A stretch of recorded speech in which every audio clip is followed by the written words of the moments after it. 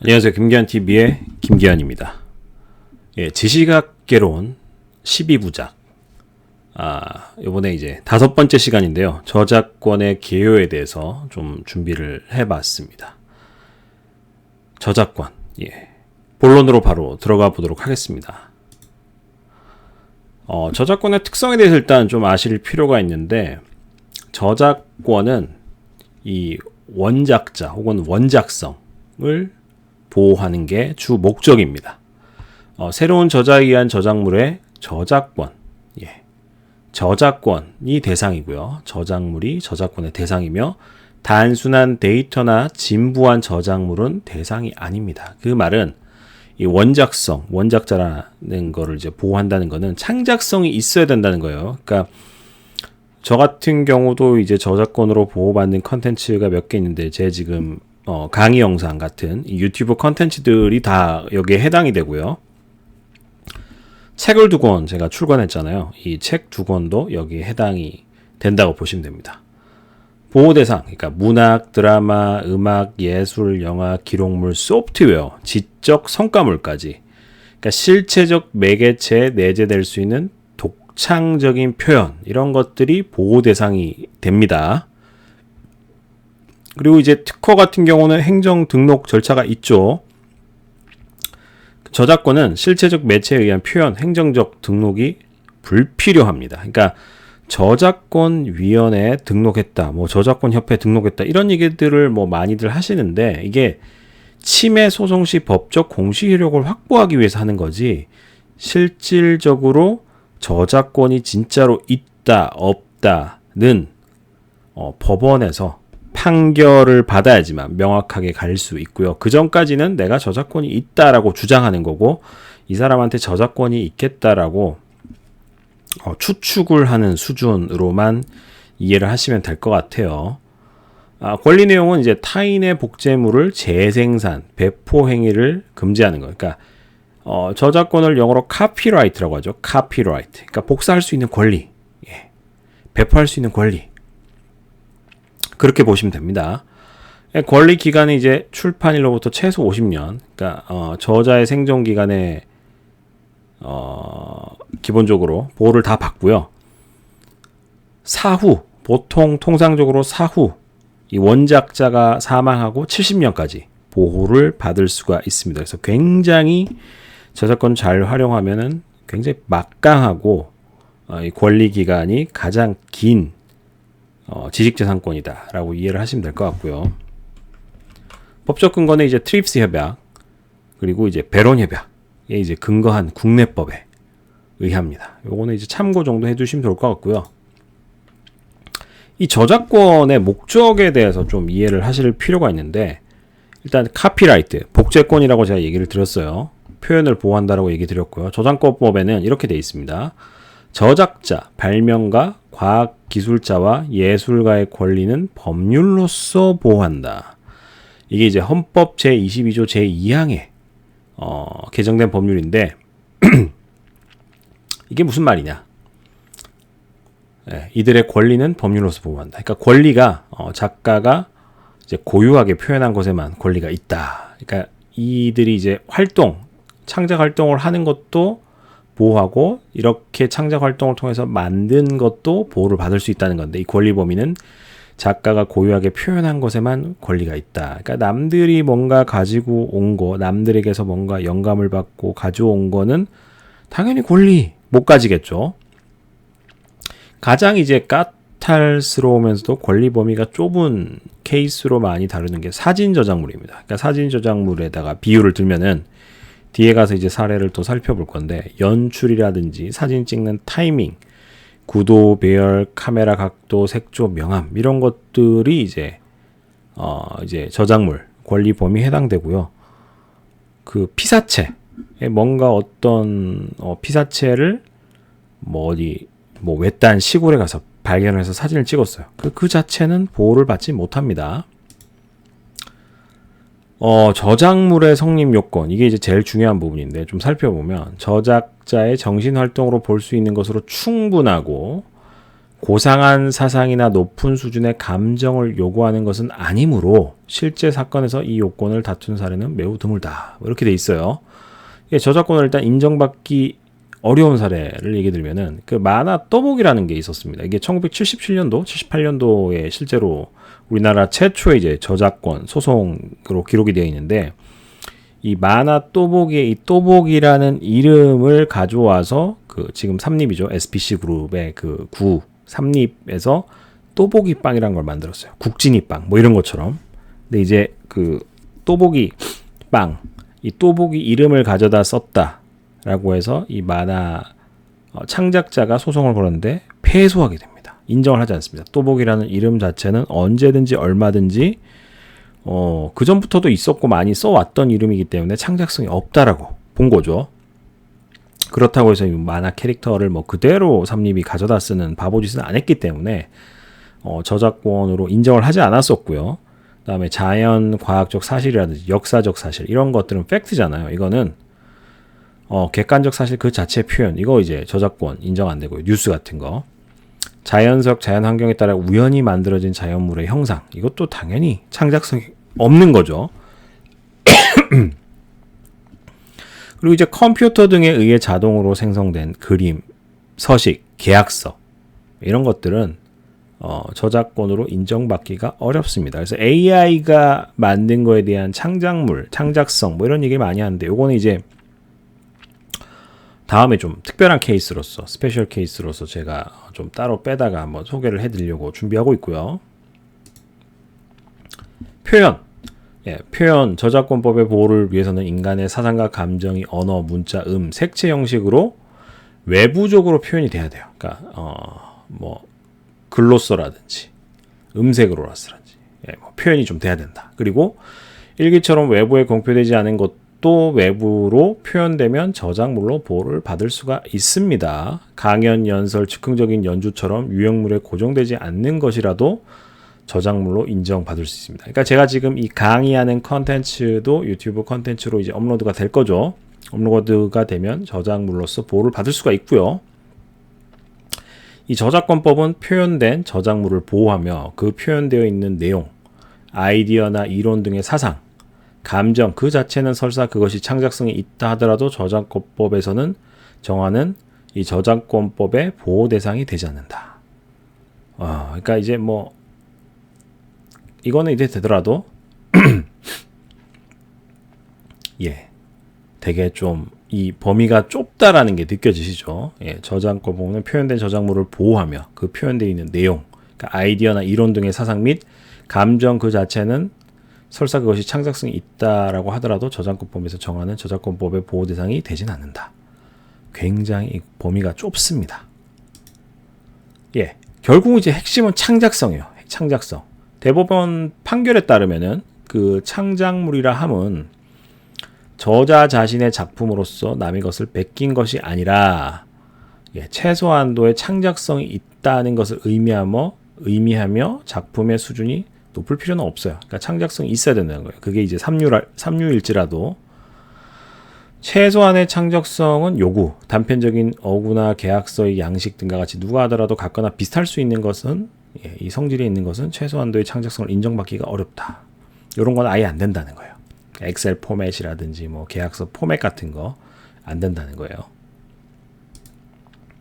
그러니까 저작권 비침해 사례를 좀 소개를 해볼게요. 이거를 이제 소개해드린 이유가 좀 이런 표현 쓰면 좀 어떨지 모르겠지만은 누구나 다 뭔가 만들면은 내가 이거 저작권으로 보호받을 수 있다. 다들 너무 쉽게 그렇게 생각하시는데 저작권의 범위가 얼마나 이제 그 좁고 인정받기가 어려운지를 요 케이스로 좀 소개를 해드리면 이게 광고 홍보 이미지고 사진 작가 작품인데 이게 원작이고 이게 이제 뭐 뺏겼다 이렇게 해서 이제 소송이 붙었어요. 이거 딱 보시면은 카피네, 표절이네 이런 생각을 거의 뭐 많은 분들이 거의 대부분의 분들이 하시더라고요. 보여드리면 사진 컨셉이 일단 굉장히 흡사하죠.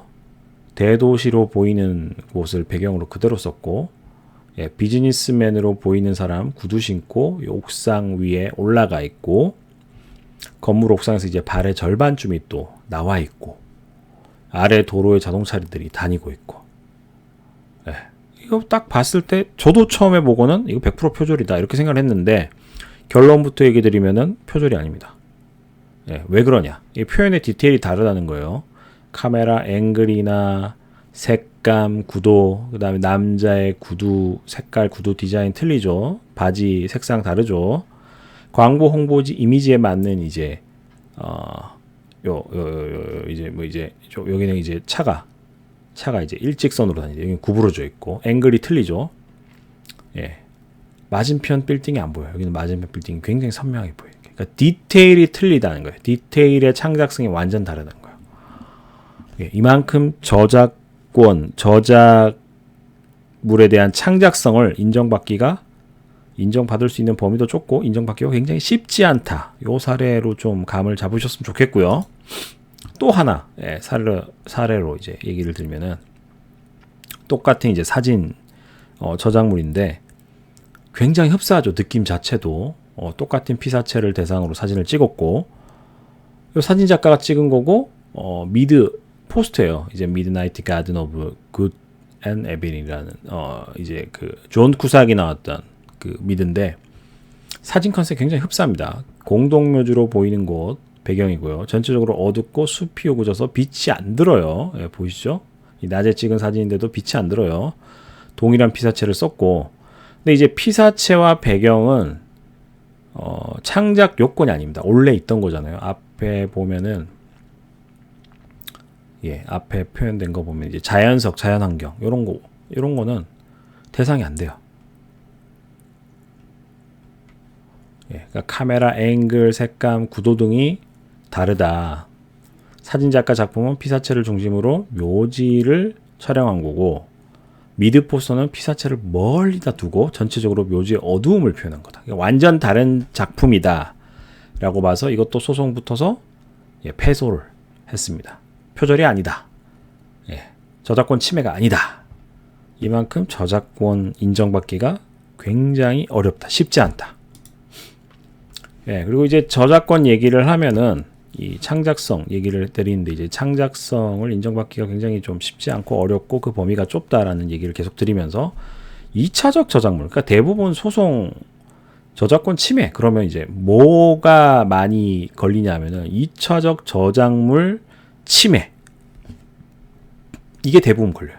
이제 설명을 좀 해드리면 원 저작물을 이제 번역, 편곡, 변형, 각색, 영상 제작 그 밖의 방법으로 이제 작성한 창작물 혹은 이제 독자적인 저작물로 이제 보호가 되는데 저작권법 제5조 제1항에 이렇게 돼 있습니다. 그러니까 편곡, 변형의 경우는 이제 원 저작물의 사회 통념상 새로운 저작물이 될 수 있을 정도의 수정, 증감을 가해 새로운 창작성이 부과되어야 하고 이게 이제 새로운 저작물이 아닌 다소 수정, 증감을 가한 것에 불과한 경우 저작권법에 의해 보호를 받을 수 없다. 이렇게 되어 있어요. 그러니까 원작이 있으면은 그거 가지고 이제 재편한 것들, 그 2차적 저작물이라고 보통 얘기를 하는데 2차적 저작물은 이제 원 저작물에 독창적인 개변을 가한 것이므로 독자적인 저작물로 보호되지만 원 저작물을 이용한 것이므로 원 저작물과의 관계에 일정한 계약이 따른다. 그래서 대부분 뭐 표절이니 뭐니 걸리는 게 2차적 저작물 침해로 걸립니다. 그러니까 원 저작자 이제 원 저작물이 있는 거죠. 이거에 영감을 받아서 뭔가 이제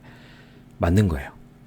그럼 이거를 이제 뺏겼다라고 하는데 이 원 저작물을 그대로 침해했다기보다는 이제 그 창작성이 좀 들어간 거잖아요. 그러니까 편집, 편곡 뭐 이렇게 된 건데 각색이 된 건데 원 저작물의 영감을 받은 거에 대한 이제 계약 원 저작자에게 허락을 안 구했다. 그래서 이제 2차적 저작물 침해가 많이 성립이 되고요. 2차적 저작물을 작성하고자 하는 자는 이제 원 저작물이 저작자로부터 그에 대한 허락 받아야 돼요. 당연하죠. 그래서 침해가 된다는 겁니다. 대다수 저작권 침해는 요거에서 걸린다는 거예요.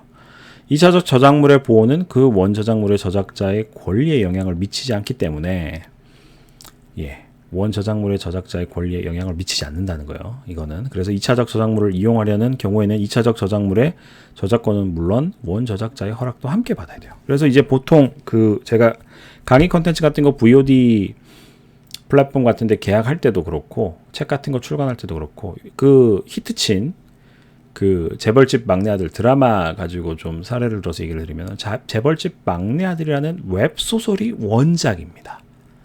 그리고 웹툰이 먼저 2차적 저작물로서 히트를 쳐요. 그리고 이거를 이제 보고는 그 TV 드라마, 이제 송중기 씨가 나온 이 TV 드라마를 만드는데, 이제 원작자에게 허락을 받겠죠. 허락을 받게 되고, 만약에 보고 미드나 뭐 미국 헐리우드 영화로 제작이 된다라고 하면은 이거 영향을 받은 거잖아요. 그러면은 어쨌든 원저작자에게 허락을 받아야 돼요. 그래서 보통 원저작자가 2차 저작물을 이렇게 계약을 할 때 타인에게 뭐 또 뭐 계약이나 이렇게 뭐 배포할 수 있도록 하는데, 대신에 일정 수익의 이제 로얄티처럼 몇 프로는 원저작자에게 바쳐야 된다. 뭐 그런 식으로 계약이 돼요. 그래서 예를 들면 제 책 같은 경우도 해외 수출을 만약에 제가 포르체라는 출판사랑 계약을 해서 책이 나가는데, 포르체가 이 책을 더 많이 팔기 위해서 해외 계약을 하게 돼요. 그러면은 해외 계약을 한 거에 대한 일정 수익이라든지 계약금을 저한테 얼마 줘야 됩니다. 예, 원 저작물에 대한 이제 2차적 저작물, 파생 이런 것들이 이제 허락을 받아야 된다는 거예요. 그러니까 뭔가를 창작물을 잘 만들면 특허처럼 상당한 로얄티, 상당한 파생되는 수익을 얻을 수 있겠다라는 느낌도 오시죠. 예, 그리고 이제 반대로 공정 이용이라고 해서 이 남의 컨텐츠를 쓰고도 저작권 침해가 되지 않는 기준이 있습니다. 페어 유즈, 뭐 이렇게 표현을 하는데, 저작권 침해가 되지 않는 기준과 범위 내에서 이용을 하는, 기본적으로 저작권으로 보호되는 저작물을 저작권자의 허가를 구하지 않고, 그러니까 그 앞에 2차 저작물하고는 틀리죠. 이 원작자의 내용, 원작자의 이 원작물에 대해서 허락을 구하지 않고 제한적으로 이용할 수 있다는 거예요. 허락은 구하지 않는데 제한적으로 이용한다. 이게 어떤 경우 이렇게 될 수 있냐면은 수업 목적, 교육, 이 수업 목적 저작물의 공정한 이용은 가능해요. 보통은 어문, 뭐 논문, 뭐 소설, 수필 같은 경우는 1에서 10% 정도. 그러니까 100% 다 갖다 쓰면 그건 문제가 되고, 한 10분의 1 이내로 쓰는 경우 문제가 안 되고, 음악 같은 경우도 최대 5분 이내, 그러니까 5에서 20% 이내. 영상 같은 경우도 최대 15분, 5에서 20% 이내. 그러면은 공정 이용으로 허락이 됩니다. 근데 이제 뭐 사이버 대학 강의나 이런데 이제 이게 혹시나 문제 될까봐 범위를 이제 가늠할 수 없으니까 출처를 웬간하면 이제 뭐 URL 같은 거 출처를 좀 표기하도록 하고 있죠. 그러니까 원격 수업이 이제 여기에 해당이 되는데, ICT 활용한 수업을 위한 저작물 이용, 사전 동의 불필요해요. 원격 학습을 위한 저작물 이용 불필요해요. 똑같습니다. 수업을 위한 카페, 블로그 등에서의 저작물 이용 불필요해요. 당연히. 수업을 위한 교과서, 사진, 그림 등의 인터넷 이용 불필요합니다. 대신에 이제 접근 제한 등의 조치가 좀 필요하고요. 대신에 요거는 동의가 필요해요. 학습 자료 BGM, 음원 파일, 혹은 이제 학습 자료의 무료, 유료, 글꼴 폰트, 이런 거는 동의를 좀 받아야 된다. 예. 왜냐면 이제 그 PPT 이 포맷 자체가 저 같은 경우도 지금 이게 나눔 무슨 글꼴? 그래서 이제 완전 무료 폰트를 쓰고 있는데, 유료 폰트 같은 경우는 이 폰트를 사서 쓰든지 배포되는 업체의 허락을 받아야만 됩니다. 왜냐하면 PPT 전체를 그 폰트를 써서 만들기 때문이죠. 예, 그래서 이제 어쨌든 이 공정 이용이라는 걸 이용해서 신문 자료라든지 이런 거, 뭔가 내가 교육용 자료를 만들 때는 문제가 되지 않는다. 다만 이왕이면은 출처는 좀 명확하게 표시해 주는 게 좋고요. 2차적 저작물에 대한 개념을 소개를 해드리면서 대부분의 표절, 저작권 침해로 걸리는 거는 이 원작물을 뭔가 보고 뭔가 새로운 거를 이제 대부분은 조금 뭐 가미를 해서 만들기 때문에 2차적 저작물 침해가 성립이 된다. 예, 그 정도 감을 잡아두시면 될 것 같습니다. 그래서 오늘 그 저작권에 대한 개요 간편하게 한 요 정도 좀 살펴봤고요. 문의사항은 유튜브 김기환 TV 통해서 질문 주시거나 문의 주시면 최대한 상세하게 답변을 해드리도록 하겠습니다. 12부작 지식재산학 개론 5번째 시간 여기까지였고요. 다음 시간에 또 다른 컨텐츠로 찾아뵙도록 하겠습니다. 감사합니다.